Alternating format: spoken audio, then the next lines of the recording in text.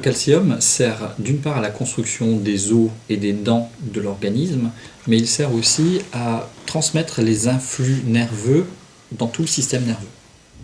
Les besoins en calcium sont fixés par chaque nation, par chaque pays, et si on regarde ce qui est proposé par l'OMS, l'Organisation mondiale de la santé, ils sont fixés à 540 mg par jour, en dessous desquels on constate une augmentation de l'ostéoporose et des fractures du col du fémur, par exemple.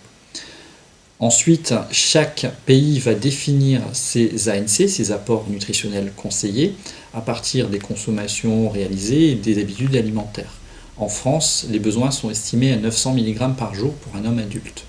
En Amérique, ils sont estimés à 1000 mg et en Angleterre à 700 mg.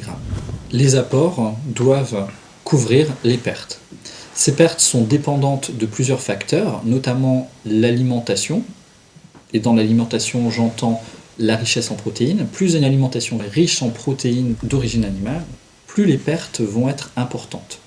La teneur en sel de notre alimentation joue aussi énormément sur cette balance calcique en augmentant les pertes en calcium.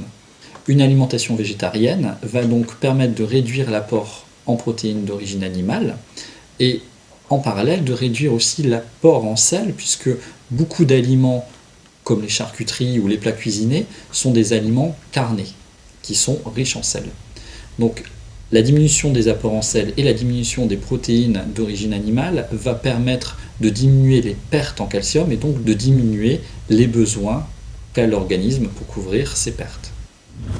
Le calcium est présent dans tous les aliments qui existent sur cette planète.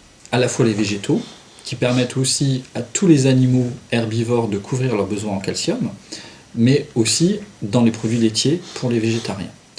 Les végétariens ont une couverture des besoins en calcium qui est la même, je dirais, que celle des omnivores, puisqu'ils consomment des produits laitiers. C'est une source principale pour l'alimentation, je dirais, non végétalienne de calcium.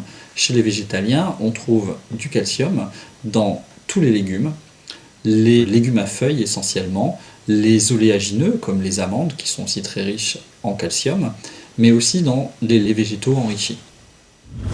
Pour résumer, il n'est absolument pas nécessaire de consommer des produits laitiers pour couvrir ses besoins en calcium.